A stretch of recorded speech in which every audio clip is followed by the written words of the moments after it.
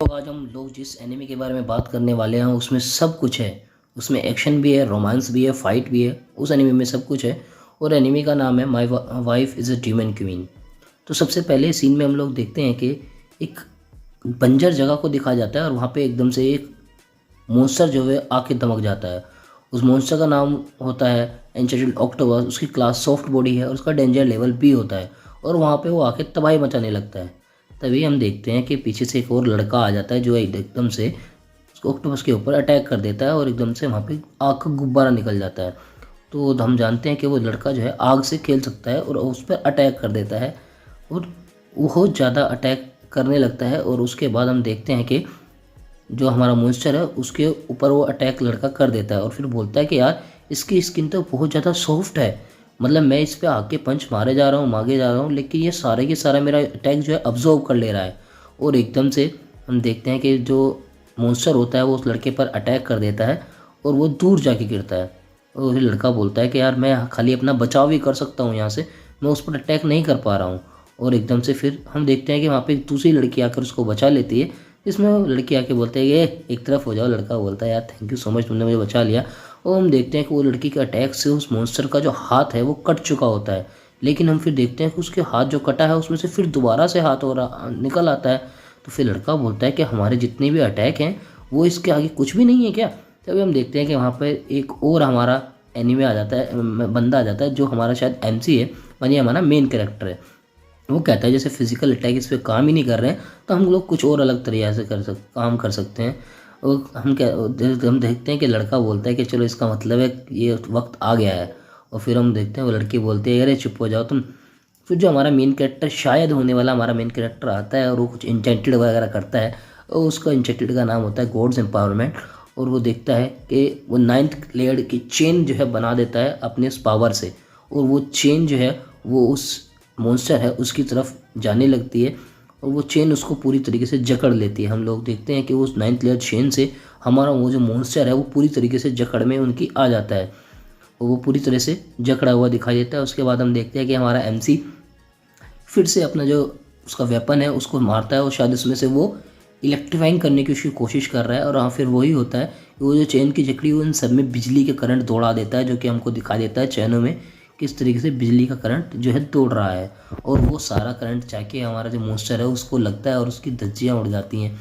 हम देखते हैं कि उसके बाद मॉन्स्टर जो कुछ पता नहीं क्या करता है, वो चेन उसमें से टूटने लगती है और सारी चेनों को वो तोड़ देता है। और उसकी बॉडी जो है ना एकदम से ऐसी आ जाती है जैसे सारी की सारी बॉडी जल चुकी है। हम देखते हैं कि मॉन्स्टर नीचे गिर जाता है। फिर जो पहले वाला लड़का, आग वाला लड़का होता है, वो बोलता है कि चलो ठीक है, लग रहा है वो गिर गया है, ऐसा लग रहा है कि इसने इसने सारे के सारे ऑर्गेनिज्म जो हैं वो सब खा लिए हैं। हमको लगता नहीं है कि एक लेवल बी का एनिमी था। उसके बाद हम देखते हैं कि जो हमारा एमसी है वो बोलता है अरे नहीं नहीं ऐसा नहीं है, एक काम करो तुम सब लोग पीछे हो जाओ। वो देखते हैं उसमें से कुछ लाल लाल सा निकलने लगता है। बोलता है ये चीज़ जो है ना, ये चीज़ जो अभी हमने मारी है इसको लगता है इसके कोई बच्चा होने वाला है, is about to give the birth. और हम देखते हैं कि उसमें से एक जो हमारा मॉन्स्टर मारा है उसके अंदर से एक और मॉन्स्टर निकल आता है। वो फीटल मॉन्स्टर होता है, वो एक पैरासाइट क्लास का है और उसका डेंजर लेवल एस है। मतलब जो पहले हमारा डेमन था, मॉन्स्टर था, उससे भी ज़्यादा हाई लेवल का ये मॉन्स्टर होता है, डेंजर लेवल एस का होता है। और अपना सिर घुमा के वो देखता है तो उसे सारे दिखाई दे जाते हैं। फिर पहले आग वाला लड़का बोलता है कि इसकी आंखें तो हमारी तरफ ही, यानी हमको ही देख रहा है। और उनको देखकर एकदम से मॉन्स्टर भी डर जाता है क्योंकि वो जस्ट अभी अभी पैदा हुआ है। और वो आग उगलने लगता है और वो आसमान की तरफ आग जो है फेंक देता है। उसके बाद हम देखते हैं कि वो बोलते हैं कि ऐसा लगने वाला है कि ये तो सारी जगह को ही तबाह करके रख देगा। उसके बाद देखते हैं सभी के सभी लोग एकदम से ऊपर की तरफ देखते हैं और उनको चांद के पास आसमान में मतलब एक बैट सा दिखाई देता है। कुछ चीज़ है जिसकी एक बड़ी पूंछ भी है और एक बैट भी है। और सभी लोग देखते हैं ऊपर की तरफ कि ये क्या आ रहा है। एकदम से लड़का बोलता है ओए सारे के सारे एकदम से मेरे पीछे आ जाओ। हमारा एमसी बोलता है उनको कि ओए सारे के सारे मेरे पीछे आ जाओ। उनसे बोलता है कि कुछ भयानक भयंकर जो है वो नीचे आ रहा है। और जो मॉन्स्टर है हमारा वो भी उसको देख के घबरा जाता है और मॉन्स्टर उसकी तरफ एकदम से अपने आग का गोला छोड़ता है। लेकिन वो उसको जो ऊपर से आ रहा है चमगादड़ बैट टाइप है वो उसको अटैक को रोक लेता है। और वो उधर से अपनी भी एक रे जो छोड़ देता है और वो मॉन्स्टर के अटैक को पार करते हुए मॉन्स्टर के जा लगती है। उसके बाद हम देखते हैं कि मॉन्स्टर पूरा गायब हो गया और वहाँ पे बहुत बड़ा सा एक होल हो गया है। और एकदम से फिर हमारा जो एमसी है वो अपने आसपास अपने दो फ्रेंड्स जो हैं उसके उनके आसपास प्रोटेक्टेड लेयर बना देता है। और लड़का बोलता है कि हो क्या रहा है, हमारा एमसी बोलता है कि यार यहाँ पे तो दिक्कत हो बढ़ती जा रही है, मेरे को लग रहा है कि किसी ने इतना बड़ा भयंकर है अटैक करने से पहले हमको एक वार्निंग देना तक ज़रूरी नहीं समझा है। बट ये कहता है कि ये एबिलिटी तो जो है डीमंस को अटैक को सरप्राइज करने के लिए यूज़ की गई है, ये तो इसने जो हमारा मैजिक स्टोन की एनर्जी है उसको भी पार कर दिया है। तो हमारा एमसी बोलता है चलो ठीक है, कम से कम ये कोई एनिमी तो नहीं है। तभी हम देखते हैं कि एक पर्पल कलर के बूट हमारे यहाँ सामने आ जाते हैं और हमको दिखाई देती है हमारी डेमन क्वीन। उसके बाद डेमन क्वीन जो बोलती है कि इस चीज़ को तो मारने एक मक्खी मारने के बराबर ही था, लेकिन तुम लोगों से इतना भी नहीं हो पा रहा है, क्वीन को जो है नीचे आना पड़ा इसको मारने के लिए। उसके बाद हम देखते हैं वो क्वीन यह बोलती है कि इस संसार में आने के बाद ना मेरे सिर में एकदम से दर्द होने लगता है, और वो किसी को बोलती है कि ये वही है क्या जो पूरी दुनिया को बचाने वाला है, ये कमज़ोर सा बच्चा। और फिर क्वीन हमारे एमसी को बोलती है मुझे लगता है कि तुम्हें भी बहुत कुछ सीखने की ज़रूरत है, मतलब तुम सीख जाओगे तो तुम शायद से जो हमारा किंगडम है इसके किंग बनने के लायक हो। हमारा एमसी इसको शायद हंसी में एकदम से उड़ा देता है। वो कहता है कि हाँ शायद हो सकता है कि मैं बहुत कुछ नहीं जानता हूँ, लेकिन मैं इन जो जगह है इसके यहाँ के मॉन्स्टर को मार के इसका रूलर तो मैं बन ही गया हूँ। उसके बाद हम अपनी डेमन क्वीन को देखते हैं, वो एकदम से बोलता है कि ये तो मेरी वाइफ है। तो अच्छा वो बता रहा है अभी कि मेरी वाइफ है, वो है हमारी क्वीन ऑफ डेवल ट्राइब एजाबेला। ये एजाबेला है और उसका डेंजर लेवल अभी मेज़र नहीं किया गया है। उसके बाद देखते हैं जूलो के प्लेन्स हैं, उसमें बहुत सारे पहले ट्राइब रहते थे और उन ट्राइब में ह्यूमंस भी थे और डीमन ट्राइब जो सबसे ज़्यादा स्ट्रॉन्गेस्ट थे। ह्यूमन ट्राइब्स और डीमन ट्राइब सबसे ज़्यादा उसमें स्ट्रॉन्गेस्ट थे। उन दोनों का जो ट्राइब हैं उन दोनों के बीच में वार चल रही थी बहुत ज़्यादा सेंचुरी से कि किसके पास कितने रिसोर्सेज रहेंगे। और वो दोनों ट्राइब्स जो हैं उनको आपस में लड़ने की वजह से मतलब बहुत ही ज़्यादा परेशानी, मतलब बहुत ही ज़्यादा लॉस उनको उठाने पड़े थे। लेकिन ह्यूमन ट्राइब जो थी वो पहले शांति का प्रस्ताव लेके आ गई थी, क्योंकि उनको ज़्यादा जो है डैमेज उनको ज़्यादा हुआ था। और उसके बाद डेमन ट्राइब भी पीस का प्रस्ताव लेके आई, उन दोनों में समझौता हो गया। और जो डेमन ट्राइब की क्वीन इजाबेला थी उसने भी समझौता कर लिया कि चलो हाँ पीस की ट्रीटी पे साइन कर देते हैं। अब हम देखते हैं कि हमको एक पृथ्वी पे एक सिटी दिखाई देती है और बड़ी बड़ी बिल्डिंग है उस पर दिखा देते हैं। उसके बाद हम देखते हैं कि घर में सारा सामान फैला हुआ होता है और लड़के कुछ गेम खेल रहे होते हैं। बोलते हैं यार यार हम लोग जीत गए यार। और हमारा एमसी जो है वो गाने गुने सुन रहा है और कहता है कि मैं एक आराम से मेरे को मार दिया, मेरे को ज्ञान करके मार दिया है। अगर मैं नहीं मरता ना तो एक अच्छा गेम ये हो सकता था। तो हम देखते हैं हमारा एमसी का नाम है ज़ैंग यी है। हमारा एमसी का नाम ज़ैंग यी है और उसकी जो क्वीन है डेमन वाइफ है, शायद होने वाली वाइफ है डेमन क्वीन, उसका नाम है एजाबेला। तो ज़ैंग यी है, उसका कहता है कि मेरे जो मदर फादर मतलब मेरे पेरेंट्स हैं वो बाहर ही काम करते हैं बहुत साल से, इसलिए मेरे को कोई यार दोस्त नहीं है और मैं सारे समर ही मैं अपने घर पे ही रहा हूँ, मैं कहीं बाहर नहीं गया हूँ। मैं या तो पेंटिंग वगैरह बना लेता हूँ या फिर मैं वीडियो गेम्स वगैरह खेल लेता हूँ। और मैं शुरुआत में सोचा था कि समर जो है वो ऐसे ही चलती रहेंगी, लेकिन मेरे को अभी लगता नहीं है। मुझे लगता है कि मैं किसी दूसरी दुनिया का एक सीवियर की तरह मैं बन गया हूँ। वो कहता है कि यार मैं बहुत ज़्यादा थक गया हूँ, मैं अब गेम वगैरह जो है अब कल खेलूँगा, मैं आज के लिए कुछ भी नहीं खेलूँगा। उसके बाद हम देखते हैं एकदम से हमारा एमसी दोबारा उठता है और बोलता है कि मेरी छत ऐसी कैसे दिखने लगी। और फिर हमारा एमसी हाँ खोलता है और देखता है कि वो डीमन क्वीन अभी भी है। पहले वो सोचता था शायद ये सपना होता है और हमारा एमसी एकदम उसे देख के डर जाता है, पूछता है तुम यहाँ कौन हो, क्यों हो, मतलब कौन हो तुम, और मेरे घर के अंदर तुम क्यों आई हो। फिर हमारी डीमन क्वीन है बोलती है ओए इडियट, तेरा घर नहीं है ये मेरा घर है। हमारा एमसी उसको इतने बड़ी जगह को देख के डर जाता है और कहता है ये जगह क्या है, क्या मैं कोई सपना वगैरह तो नहीं देख रहा हूँ क्या, कि मैं बहुत ज़्यादा गेम खेलता हूँ शायद इस वजह से मैं कोई सपना देख रहा हूँ क्या। अपने आप को जगाने की कोशिश करता है कि यार क्या कोई ये कोई असली नहीं है, ये कोई सपना ही होता है। उनके आउटफिट वगैरह देख के हंसने लगता है कि यार ये शायद ये वीडियो गेम में ही है। वो कहते हैं क्या मैं कोई दूसरे यूनिवर्स में तो नहीं आ गया हूँ। उसके बाद देखते हैं कि हमारी डेमन किंग जो अपनी प्री सोचर्स को बोलता है कि क्या यही हुआ है क्या जिसके बारे में भविष्यवाणियाँ वगैरह ये हुई थी कि हमारा राजा बनेगा और ये पूरी दुनिया को बचाएगा।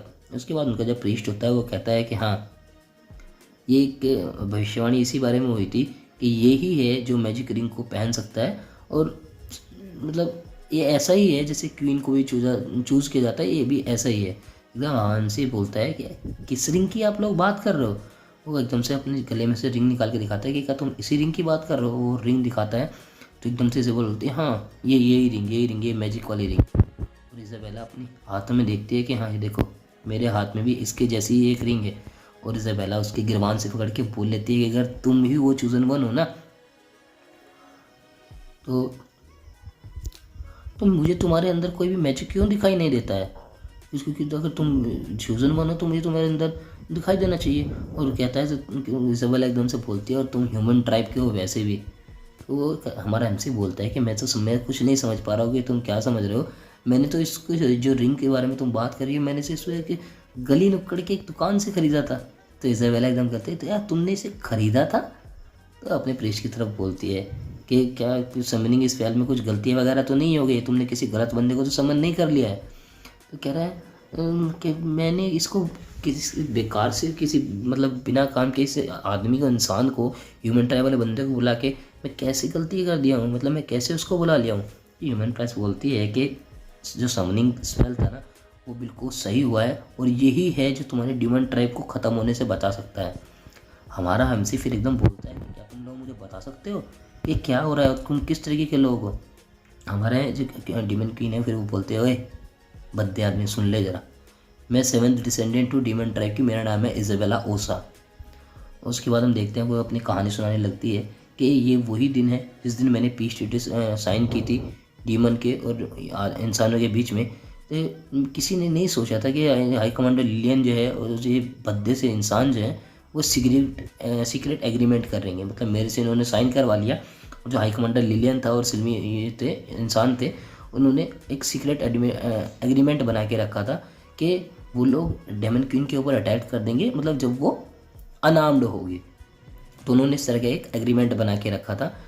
तो वो कहता है कि ये वो नहीं था जो लिलियन ने यूज़ किया था, पर लेकिन वो क्या है ना उसने जो क्वीन के मैजिक स्पेल था उसका बहुत सारा उसका मैजिक जो है वो निकाल लिया था, उसका एक्सट्रैक्टेड कर लिया था। लेकिन उस दिन उसके पास क्वीन के पास 4 गार्ड थे जिसने उस क्वीन को बचाने के लिए जिन्होंने अपनी जान दे दी थी। तो ये हमारी इज़ाबेला है उसको बता रही है, वो कहती है कि सिर्फ इसी वजह से मैं उस दिन बच पाई हूँ क्योंकि उन चारों लोगों ने अपनी जान दे दी थी मुझे बताने के लिए। तो वो कहता है अभी सब इसीलिए बचे हुए हैं, ये भी जो बचे हुए हैं ना ये भी मुझे प्रोटेक्ट कर सकते हैं, ये सारे के सारे भी। उसके बाद हमारा एमसी है वो बोलता है कि अब मैं समझ गया हूँ ये मतलब एक स्टोरी ऐसी है जिसमें मुझको किसी और मैं फैंटेसी वर्ल्ड में मेरे को ट्रांसपोर्ट किया गया है और मुझे जो हमारी मुख्य भूमिका में जो महिला है मुझे उसको बचाना है। मतलब वो अभी अपने जो वीडियो गेम में जिस तरीके से वो बातें करता है ना उसी के बारे में सोच रहा है। कह रहा है अच्छा अगर ये जो सारी स्टोरी है तो मतलब मैं मेल प्रोटैगनिस्ट हो गया, मतलब मैं जो मुख्य किरदार में इंसान आदमी रहता है मैं वो हूँ। इसके बाद वो सोचने लगता है कि अच्छा ये तो बहुत बढ़िया होगा, अगर मैं स्टीवन किंग के साथ मेरी शादी वगैरह हो जाए तो मज़ा ही आ जाएगा भाई। तो वो कहता है कि तुम एक काम क्यों नहीं करते, तुम चुप क्यों नहीं जाते किसी चट्टान या माउंटेन या समथिंग में, तुम चुप जाओ कुछ दिन के लिए। उसके बाद एकदम से अलग बोलती है कि तू क्या तुमको क्या लगता है ये भद्दे इंसान मेरे को ये करने देंगे कि मैं कहीं छुप जाऊँ, ये मेरे को ज़िंदा रहने देंगे।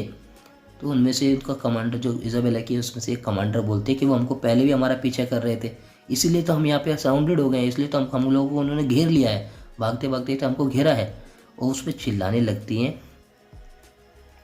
वो कहती है कि मुझे कि हमारी रानी को एक चूजन मतलब एक चुने हुए के ऊपर डिपेंड होना पड़ा है आखिरी में जाके, और हमको पता नहीं था कि तुम इस तरीके से मतलब नाकारा निकलोगे, तुम कुछ भी बोल रहे हो। एकदम से हमारा एमसी बहुत ज़्यादा डर जाता है और एकदम से हम देखते हैं कि इज़ाबेला को कुछ हो जाता है। उसमें इसका एक दूसरा कमांडर बोलते ही है कि रानी साहब आप ठीक तो है ना। एकदम से फिर इज़ाबेला बोलती है कि मुझे लग रहा है कि मेरा ओरा जो है मतलब मेरी शक्ति है मैजिक जो है वो डिसअपेयर्ड होता जा रहा है। हम देखते हैं कि इज़ाबेला को कुछ हो जाता है और उसकी सारी पावर एकदम से गायब होने लगती है और जो ड्यूमेन क्वीन है वो अपने इंसानी रूप में आने लगती है। और सब एकदम से एमसी हमारा डर जाता है, बोलता अरे ये क्या हो रहा है। कहते ये तो छोटे हो गए, ये तो पहले बहुत बड़े थे। हमारी जो क्वीन है वो बोलते हैं कि मेरी बॉडी को क्या हुआ, वो चेंज क्यों हो गई, पहले वो ड्यूमेन क्वीन थी लेकिन अब वो एक इंसान जैसी ही लग रही थी। तो फिर हाई प्रीस्ट है वो बोलती है कि ये इसलिए हुआ है क्योंकि क्वीन का हमारा जो इज़ाबेला है उसका क्वीन का ओरा जो है वो ख़त्म हो गया, मतलब उसके मैजिक पावर बिल्कुल ख़त्म हो गए। वो कहती है शायद ये इसलिए हुआ है तो क्योंकि तुम्हारा ओरा सब ख़त्म हो गया है तो इसीलिए तुम्हारी बॉडी इस तरह की इंसान के रूप में आ गई है। तो इसमें इजाबेला कहती है कि अगर मैं इंसानी रूप में आ गई तो मैं अपने अपने लोगों के बीच में कैसे जाऊंगी। तो एकदम से उसके सारे जो कमांडर होते हैं वो बोलते हैं कि क्वीन ने अपना ओरा जो है एक्सपेंड कर दिया हमारे लिए। वो ये सोचते हैं कि शायद उसने अपनी सारे मैजिक उन लोगों के लिए बचा के रख दिया है। उसके बाद बोलते हैं कि ये सिर्फ इसी भद्दे इंसान की वजह से, उस नाकारा इंसान की वजह से, चलो इसको हम मार देते हैं। इसके बाद हमारा एमसी बोलता है, अरे मैं यहाँ पे तो मैं विक्टिम हूँ, मैं तो नहीं चाहता था तुम्हारे वर्ल्ड में आने के लिए, तुम लोगों ने मुझे बुलाया है। एकदम से हम देखते हैं कि एक बंदा जो है वो गेट पे आ जाता है, वो बोलता है कि ह्यूमन ट्राइब यहाँ पे आने वाली है और हमारे जो डिफेंसेस वगैरह उन सबको तोड़कर अंदर आ जाएगी। और देखते हैं कि ह्यूमन ट्राइब का बंदा उन्होंने पकड़ा हुआ है। तो वो कहता है कि हम चाहते हैं कि रानी साहिबा यहाँ से हम बाहर ले आना चाहते हैं। तो एकदम से हमारी क्वीन जो है वो तैयार हो जाती है। वो कहती है कि हमारी एक उनमें से कमांडर बोलती है कि रानी साहिबा चलो आप यहाँ से निकलिए और हम आपको मतलब सुरक्षित रखने की कोशिश करेंगे जितना भी हम कर सकते हैं। इजाबेला फिर बोलती है कि मुझे मतलब अच्छा लगा कि मेरे पास तुम जैसे फाइटर्स अभी भी हैं जो मेरा इतना ज़्यादा ध्यान रखते हैं। उसके बाद प्रेस बोलती है कि रानी साहिबा तुम मतलब एक आम इंसान की जैसी ही अभी लग रही हो, तो तुम्हारा एस्केप जो है, तुम्हारा भागना यहाँ से आसान हो जाएगा। और तुम ना जब तक तुम्हारे अंदर सारी ताकत नहीं आ जाती, तुम अपनी आइडेंटिटी किसी भी इंसान को मत बताना। वो कहती है कि मैं यहीं पे छुपी रहूँगी इन गार्ड से, तो मैं यहीं रुकती हूँ और मैं इन गार्ड से रखती हूँ ताकि तुम्हें कुछ समय लग जाए। तो एकदम से इसाबेला बोलती है कि नहीं, हाई प्रीस्ट तो हमारे मतलब सबसे बड़ी यहाँ की पुजारी हो, चाहे कुछ भी हो जाए मैं अपने लोगों को यहाँ पर छोड़ के किसी भी हालत में नहीं जाऊँगी। उसके बाद हम देखते हैं कि उसकी जो प्रीस्ट होती है वो कुछ जादू वगैरह से कर देती है। वो एकदम से उनके चारों तरफ कुछ जादू का चक्कर बन जाता है। वो कहती है हाई प्रीस्ट ये तो ऐसे बोल ही रही होती हैं। वो भागने लगती हैं, लेकिन उसके सारे कमांडर उसको रोक लेते हैं और हाई प्रीस्ट क्या उस दम से कुछ कर देती है। हम देखते हैं कि जब भी ह्यूमन ट्राइब, वो बोलते हैं कि जब भी ह्यूमन ट्राइब आएगी तो ये मैं उनको बोल दूँगी। अच्छा, तो हमारा एमसी बोलता है कि ह्यूमन ट्राइब यहाँ पे आएगी तो मैं उनको बोल दूँगा कि मेरे को वापस भेज जाए, मेरे को वापस होगा, तुम लोग वापस भेज दो। तो इजाबेला के कमांडर होते हैं, वो कहते हैं भाई तुम भाग नहीं सकते हो, कि चलो उसको भी अपने साथ ले लो। हमारा एमसी बोलता है कि यार मैं तुम्हारे हाथ पैर जोड़ता हूँ, मुझे अकेला छोड़ दो, मुझको घर जाने दो। उसके बाद हाई प्रीस्ट जो है इजाबेला को बोलती है, मैं आपके 5 जनरेशन्स को मैंने आपको सेवा दी है, तो ये आखिरी समय होगा कि हम लोग मिलेंगे। मुझे सर्विस में आने दो, मतलब मैं आपकी सेवा करना चाहती हूँ, एक लास्ट टाइम मैं आपकी सेवा करना चाहती हूँ मेरी रानी साहिबा। और एकदम से वो अपना स्पेल चाल लगा देती है और वो सारे के सारे लोग वहाँ से शायद ट्रांसपोर्ट हो जाते हैं। उसके बाद हम देखते हैं कि ह्यूमन ट्राइब जो है उनके सारे जो गार्ड्स बाहर होते हैं उनको मार कर या उनको भगा कर अंदर दरवाज़ा तोड़ के अंदर आ जाती हैं और प्रीस्ट जो है वहीं पर रुकी रहती है। उसके बाद हम देखते हैं कि हमें टोटा एग्नस दिखता है। वो कहता है कि तुम्हारी रानी कहाँ है। उस पर हाई प्रीस्ट कुछ नहीं बोलती है और चुप खड़ी रहती है। तभी हम देखते हैं कि वो लोग ट्रांसपोर्ट होकर एक दूसरी चट्टान के ऊपर आ गए हैं। और उसमें फिर बोलती है कि क्या अभी भी हमारे आसपास ह्यूमन ट्राइब के लोग अभी भी हैं क्या। वो कहते हैं, तो उसमें से दूसरा एक कमांडर बोलती है कि देखो हमारा कासल तो वो है जहाँ पर हम कुछ देर पहले थे। उसके बाद दूसरे कमांडर बोलते हैं कि अभी भी जहाँ से ज़्यादा दूर नहीं है, एक काम करते हैं हम यहाँ से फटाफट निकल लेते हैं। दूसरे कमांडर बोलते हैं कि रानी साहब आप चलो फटाफट यहाँ से चलो। फिर इजाबेला से बोलती है कोई बात नहीं, तुम्हारी रानी को ऐसे अभी इस समय में रोने की ज़रूरत नहीं है। वो बोलते हैं मैं तुम सभी का, जितने भी सारे मेरे सोल्जर्स ने आज अपनी जान गंवाई है, मैं इन सब का एक दिन बदला जरूर लूँगी। और वो वहाँ से लोग जाने लगते हैं।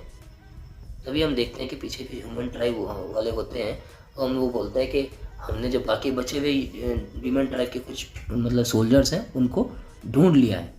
और वो वहाँ से जा ही रहे होते हैं, पीछे से वो लोग तीर मारते हैं और वो एक इजाबेला के कमांडर के हाथ में जाके लगता है। और वो कहते एकदम से हमारा एमसी है वो बोलता है, अरे क्या तो बहुत ज़्यादा खून निकल रहा है, ये तो इंसानों की तरफ से फेंका हुआ कोई एक तीर है। एकदम से कहते हैं कि दूसरा एक कमांडर बोलती है कि चलो यहाँ से निकलो फटाफट कि मेजेस्टी मतलब रानी साहिब आप यहाँ से निकलो, हम लोग आपकी रक्षा करते हैं, मतलब हम लोग इसको कहीं जाने नहीं देंगे। और हम देखते हैं कि ह्यूमन ट्राइब के लोग जो हैं उस पर हमला कर देते हैं। और लड़की बोलती है, एक कमांडर में बोलती है कि ओए तुम किसी काम के तो वैसे हो नहीं, फिर भी तुम मुझसे वादा करो कि तुम हमारी क्वीन को जो है सुरक्षित रखोगे, ये मेरी रिक्वेस्ट है तुमसे। फिर हमारा एमसी बोलता है कि हाँ ठीक है। और हमारी रानी जो है और इजाबेला और हमारा एमसी जो है तो वो जाने लगते हैं, लेकिन फिर एकदम से रानी बोलती है कि मुझे छोड़ दो और मैं अपने साथी के साथ लड़ना चाहती हूँ। लेकिन हमारा एमसी बोलता है कि अगर तुम यहाँ इनके साथ लड़ोगी ना तो तुम भी मारी जाओगी, चलो यहाँ से भाग लो। तो रानी बोलते है कि मैं इन सब के साथ मरना पसंद करूँगी यहाँ से भागने के अलावा। हमारा एमसी उसको मना लेता है, बोलता है कि अगर तुमको जाना ही पड़ेगा। तो फिर इसाबेला बोलती है कि मुझे जाना है। तो हमारा एमसी बोलता है कि दिमाग को ख़राब मत करो, अगर तुम्हें जाना है, अगर तुम भी वहाँ जाना है तो उनके सेक्रीफाइस जो वो लोग मरे हैं उनका फ़ायदा क्या हुआ, तुम भी जाके वहाँ पे मर जाओगी। तो फिर हमारा इसाबेला बोलती है कि एक दिन मैं उनका बदला जरूर लूँगी, और आते राते वहाँ से निकल जाती है। और हम देखते हैं कि कुछ बचे हुए जो सोल्जर्स हैं, जो उसके कमांडर थे डेमन क्वीन के, उनका भी ह्यूमन ट्राइब वाले जो हैं वो गला काट देते हैं। बोलते हैं इस डेमन की जो खोपड़ी है ये मैं ही हूँगा। तो उसके हाथ बोलते हैं कि हम देखते हैं कि एक और ह्यूमन बोलता है कि चलो इसको भी हम लोग मार देते हैं। और हमारा एमसी और डेमन क्वीन जो है वो एक साथ वहाँ से भाग जाते हैं।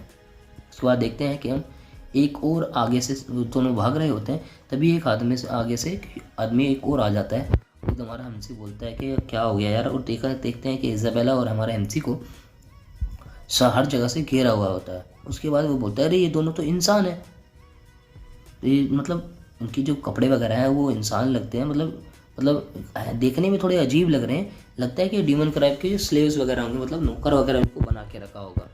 तो नुसरा बोलता है क्या हम उनको मार दें। एकदम से हम देखते हैं कि इसाबेला एकदम रोने लगती है, बोलते तुम लोग तो एकदम जानवर से भी बदतर हो।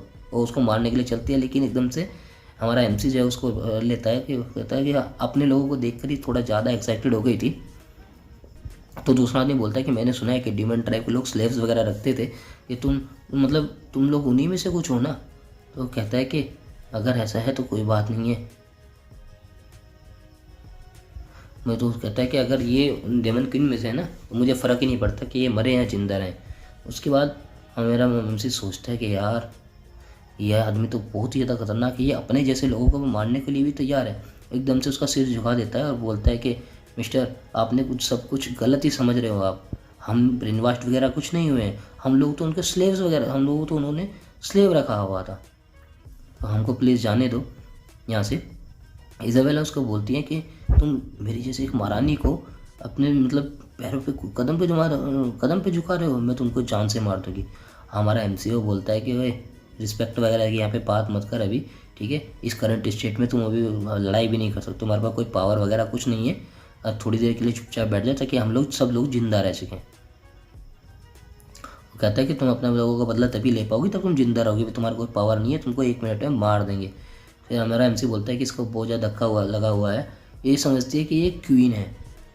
जो दूसरा आदमी बोलता है कि मुझे लगता नहीं है कि तुम लोग मेरे रिवार्ड्स वगैरह के लायक भी हो, ऐसा कुछ मुझे लगता नहीं है। तो उन लोगों को बोलता है कि वो गिड़गिड़ाने लगता है, बोलता है यार मिस्टर यार हम लोगों को जाने दो। और उनको तलवार उसको मारने लगता है, लेकिन एकदम से घोड़े पे कोई आदमी आता है, वो बोलता है ओए रुक जाओ। वो कहता है ये तो हमारे नाइट्स हैं, ह्यूमन ट्राइब्स वाले हैं, उनके नाइट्स आ गए होते हैं। वो कहता है कि अगर हमको मोर्चे पे नहीं देखा गया तो यार हम लोगों को तो पनिश किया जाएगा, क्योंकि उनका काम तो आगे लड़ने का था ना, वो लोग लड़ाई से इतनी दूर क्या कर रहे थे। तो एकदम से बोलता है कि ये लोग तो हमारे स्क्वाड के पार्ट नहीं है, ये लोग शायद वाइट ड्रैगन के स्क्वाड हैं। मतलब ये भी एक ह्यूमन ट्राइब का एक स्क्वाड था, तो वाइट ड्रैगन स्क्वाड के नाइट्स जो है वहाँ पे आ जाते हैं। हमारा एमसी और जो क्वीन इसाबेला है दोनों उनको देख रहे होते हैं, और वो कहते हैं कि हम तो रेड ड्रैगन के पार्ट नहीं हैं, तो आप यहाँ पे सपोर्ट करने के लिए आए हैं क्या हमको। तो जो वाइट ड्रैगन है होता है कमांडर है शायद से, वो घोड़े पे बैठा हुआ बोलता है मैंने सब सुन लिया जो तुमने अभी थोड़ी देर पहले बोला था, और यहाँ से भाग जाओ, ठीक है, और अपने लीडर को जाके ढूंढो।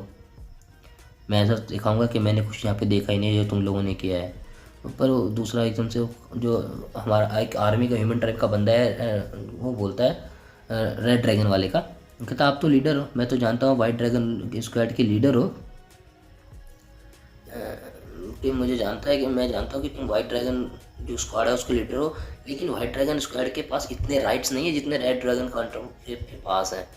तो एकदम से देखते हैं वो अपनी तलवार निकाल लेता है, और तो वो कहता है कि तुम इतना तो समझते ही हो कि मैं इस स्क्वाड का हेड हूँ, तो इसका मतलब क्या हुआ, तुम दो रेड ड्रैगन के हेड नहीं हो, तो फिर इसका मतलब मैं एज ए वाइट ड्रैगन का हेड होने के नाते मेरे पास अभी भी तुम्हारे से ज़्यादा पावर है, ठीक है। तो कहता है कि इससे मतलब नहीं पड़ता तुम कितने कौन से वाले स्क्वाड में हो, ठीक है। मेरे पास तुम सबको मारने की ऑर्डर से पहले से ही। एकदम से वो बोलता है कि हाँ मैं इसका समझ गया सर। हम यहाँ से एकदम से फटाफट फटाफट निकल जाता है। वो सभी लोग वहाँ से 2 मिनट में गायब हो जाते हैं, हमारे एमसी और इजाबेला को दोनों को छोड़ के। हमारा एमसी बोलता है कि यार ये सारे सोल्जर तो चले गए, लेकिन जो और इनसे और भी ज़्यादा ताकतवर हैं वो लोग आ गए हैं। उसके बाद हमारा जो वाइट ड्रैगन का लीडर है शायद, वो बोलता है मेरा नाम सोफियस है और वो वाइट ड्रैगन जो नाइट्स हैं उनका हेड है। वो उनसे पूछता है अब तुम दोनों को कब पकड़ा गया था, तुम लोगों को कब उन्होंने अपना स्लेव नौकर बना लिया था। इससे हमारा एमसी एकदम से बोलने लगता है कि मिस्टर लीडर, आपको देख कर थोड़ा सा अच्छा सा लग रहा है, आप अगर 1 सेकंड पहले आ जाते था, अगर कहता है कि तुम 1 सेकंड पहले आ जाते तो थोड़ा और ज़्यादा आसान हो जाता। एकदम से उस पर आंखों पे तलवार लगाया था कि मैंने जो पूछा है ना उसका जवाब दो, ठीक है नहीं तो तुम्हारी जान अभी भी खतरे में ही है, ऐसे मत समझ लेना। एकदम से इजाबेला बोलती है कि ओए अगर तुम उनको मारना चाहते हो ना तो चलो मार दो, फालतू में नौटंकी वगैरह मत करो। हमारा एमसी बोलता है ओए अपना मुंह चुप करना भाई, तुम मुझे मरवाना चाहती है क्या। तो हमारा एमसी बोलता है कि मेरे अभी कुछ दिन पहले ही मेरे को पकड़ा गया था, मेरे को ज़्यादा तरीके से टाइम वगैरह का ध्यान नहीं है, लेकिन मैं शायद 5-6 साल का रहा होऊंगा। तो वो कहता है कि तुम वहाँ पे क्या काम करते थे डेमन ट्राई में, तुम लोग जब तुम लोगों को नौकर बना के रखा हुआ था तो क्या काम करते थे। तो वो बोलता है कि मैं सब असिस्टेंट कुक था वहाँ पे, और ये कि मेरी वाइफ है यहाँ पे, इसको भी पकड़ा हुआ था एज ए स्लेव, उनको भी रखा हुआ था। वो बोलता है कि अच्छा ऐसा है क्या। वो बोलता है कि चलो ठीक है, शायद ये इसको सब चीज़ों को मान गया है। तो वाइट नाइट का जो लीडर है वो बोलता है चलो अगर ऐसा है ऐसे तो तुम यहाँ पे नंगे क्यों घूम रहे हो। एकदम से हमारा जो एमसी है वो डर जाता है। वो मन ही मन में सोचने लगता है कि इस रानी ने तो मेरा को पकड़ के ले आई मेरे को, इसीलिए तो मैं नंगा घूम रहा हूँ। मैं क्या क्या इनके सामने बता दूँ क्या, ये मेरे को मैं रूम अपने घर में सोते हुए को मेरे को उठा के लाए हैं। हम देखते हैं कि एकदम से अपना वाइट नाइट जो अपना जो सूट होता है उसको निकाल कर उसको पहना देता है। वो कहता है कि शायद उन्होंने तुम्हारे कपड़े भी ले लिए हैं, ठीक है, और शायद इसीलिए तुम वहाँ से भागने की कोशिश कर रहे थे। वो कहता है कि इसके यार एकदम से हमारा एमसी जो है उससे ज़्यादा प्रभावित हो जाता है। बोलता है यार इसके आसपास इतना लविंग ऑरा क्यों है। उसके बाद वाइट नाइटर का लीडर बोलता है यार तुम लोगों को तो बहुत ज़्यादा जुल्म हुए हैं, चलो मैं तुम लोगों को घर लेके चलता हूँ। तो इजाबेला बोलती है घर कौन सा लेना, कहाँ घर लेना चाहते हो तुम, कहाँ तुम मुझको कहाँ ले आना चाहते हो, डीमन ट्राइब को। तो एकदम से हमारा एमसी बोलता है यार चुप हो जाए यार, तो यार एकदम से फिर उनका एक लीडर का जो वाइट नाइट का लीडर है उनका एक बंदा है, वो बोलता है सर जो रेड ड्रैगन और ब्लैक ड्रैगन के स्क्वाड है ना वो दोनों बाहर, वो दोनों मतलब अपना मोर्चा छोड़ के चले गए हैं, चलो बताइए अब क्या करना है। तो उसमें वो वाइट ड्रैगन का लीडर बोलता है लगता है कि मैं पार्टी में लेट आया हूँ। फिर इजाबेला बोलती है अगर तुम ऐसे काम मुझे नीचे दिखाने की कोशिश करोगे ना तो मैं तुम्हारी ज़िंदगी को एक भयानक रात की तरफ बना दूंगी। तो हमारा एमसी बोलता है कि नहीं एक काम करो ना, तुम अपनी प्रोफाइल थोड़ा सा नीचे ही रखो, नहीं तो तुम्हारी आइडेंटिटी जो है एक्सपोज हो जाएगी। तो फिर इजाबेला बोलती है तो क्या अगर मैं वापस से ह्यूमन ट्राइब में चली गई इन लोगों के साथ तो मैं अपने डिमन ट्राइब में आने के कभी सोच ही नहीं सकती हूँ। फिर एमसी बोलता है अरे पागल, अगर तुमको यहीं मारा जा सकता है, अगर ये तुमको वहीं मार देंगे तो तुम कभी वापस जाने के बारे में सोच ही नहीं सकते। तुम कभी ये सोच रहे हो अगर मैं वहाँ वापस वो ह्यूमन ट्राइब में चले गई तो डीमन में नहीं आगे, लेकिन अगर तुम्हें अभी मार देंगे तो तुम फिर वापस कैसे जा सकते हो। अपने आप मेरे बारे को सुनो, तुम्हें अपनी असलियत बताने की किसी को ज़रूरत नहीं है। उसके बाद वाइट नाइट का लीडर बोलता है कि चलो ठीक है, अगर मेरी यहाँ पे कोई ज़रूरत ही नहीं है तो इंटरवेन करने की कोई ज़रूरत नहीं, चलो हम सब लोग अपने अपने घर चलते हैं। और उनको बोलता है चलो मेरे साथ आ जाओ। उसके बाद एमसी बोलता है कि ये वाइट ड्रैगन नाइट से है वो सबसे एक नंबर सबसे बहुत ज़्यादा बढ़िया है। और वो सभी लोग वापस ह्यूमन ट्राइब में आ जाते हैं, उन लोगों को भी घोड़ा दिया होता है। तो हमारा एमसी बोलता है कि अच्छा यहाँ पे ह्यूमन ट्राइब रहती है क्या यार, इन्होंने तो बहुत बड़ी बड़ी दीवारें बनाई हुई है। तो हमारी क्वीन जो बोलती है तुमने मुझे इतनी पकड़े जोर से पकड़ा हुआ क्यों है। एमसी बोलता है कि यार मैं पहली बार इस पर लड़ाई मतलब घोड़े पे चढ़ाई कर रहा हूँ ना, इसलिए। देखते हैं कि उनकी ह्यूमन ट्राइब है, उनकी कैपिटल में दीवारें वगैरह लगाई हुई हैं उन्होंने दीवारों पे, और हाई लेवल जो सोर्सर्स है मतलब मैजिक वगैरह करने जानते हैं उन वे भी आसपास मतलब वो भी मैजिक वगैरह कर रहे हैं। और वहाँ पे मार्चिंग हो रही होती है, हमारा एमसी सब चीज़ें अच्छे ध्यान से देख रहा होता है। तो वो कहता है कि यार यहाँ के जो इंसान है उनके कपड़े तो बिल्कुल जो डीमन ट्राइब वाले इंसान है ना मतलब डीमन ट्राइब में जो लोग रहते हैं उनसे तो अच्छे ही हैं। और जब भी ये लोग नाइट को देखते हैं, नाइट्स को, ये अपना सिर झुका लेते हैं। तो वो कहता है कि ज़ेंगी ये भी, ये इधर, हाँ इधर देखो। तो वो कहता है कि मैं इज़ाबेला की आइडेंटिटी को इनको पता नहीं लगने दूंगा कि इज़ाबेला कौन है। वो कहता है तो तुम्हारे दोनों के नाम जो है बहुत ज़्यादा स्ट्रेंज है, क्या तो डीमन ट्राइब ने तुम्हारे नाम भी चेंज कर दिए हैं? तो एकदम से हमारा एमसी बोलता है कि नहीं नहीं, मेरे पिताजी ने मेरा नाम ज़ेंगी ही रखा था। तो कहता है क्या तुम्हें अपने पुराने नाम याद है? तो हमारा एमसी बोलता है कि नहीं, मुझे पकड़े जाने से पहले का कुछ याद ही नहीं है। तो उसने तुम्हारे अपनी फैमिली वगैरह? वो कहता है नहीं मुझे कुछ याद नहीं है। तो कहता है कि उनमें से एक बंदा बोलता है कि कैप्टन, वाइट नाइट का कैप्टन बोलता है कि हाँ हाँ मैं देख रहा हूँ। तो वहाँ पे हमें सामने दिखा देता है रॉयल फैमिली का एक टोल्स पूरी है कोई करके, वो आ जाता है और वो बोलता है कि एक वाइट नाइट का ड्रैगन बोलता है कि चलो यहाँ से सारे घोड़े वगैरह आ जाए ना, रॉयल प्लेस पे पीछे ले जाओ। हमारा एमसी बोलता है कि यार ये आदमी कौन है, इसने सोल्जर्स का वगैरह का रास्ता रोक लिया है, और वो जिस तरह के वो कपड़े पहने हुए है वो लगता है कि ये किसी राजा महाराजा खाजान से होगा। तो हमारा एमसी बोलता है राजा महाराजा, वो तो साला एक पागल नंबर 1 नंबर का पागल दिखाई दे रहा है, ये कहाँ से राजा दिखाई दे रहा है। एक सोल्जर बोलता है ओए ज़रा शांत हो जाओ, ये रीजेंट का सबसे बड़ा बेटा है। हमारा एमसी बोलता है बड़ा बेटा, मतलब इसकी पोजीशन जो है वो ग्रुप लीडर से भी ऊपर है क्या? तो सोल्जर होता है वो ऐसा ही नहीं है, इसके इसके मतलब इसकी रॉयल्टी को कंपेयर करने की कोशिश मत करना, वो तो रीजेंट ग्रुप ही का है, वो बहुत बड़े ग्रुप ही का है। तो असल में क्या होता है कि वो कहते हैं कि हमारा राजा जो है अभी भी बहुत ही ज़्यादा यंग है। तो